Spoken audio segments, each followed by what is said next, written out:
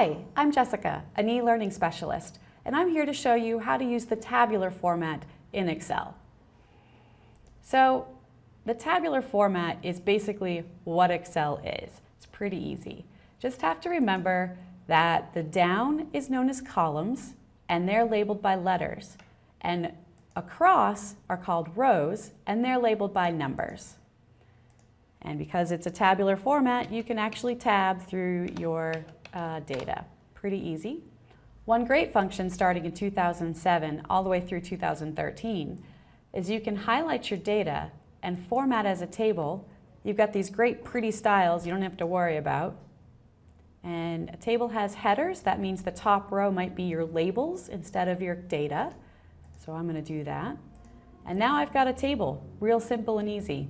It adds some extra functions that are easy to use, such as sorting, filtering, changing your colors, and those sorts of things. So get in and play with it. It's the best thing I can recommend.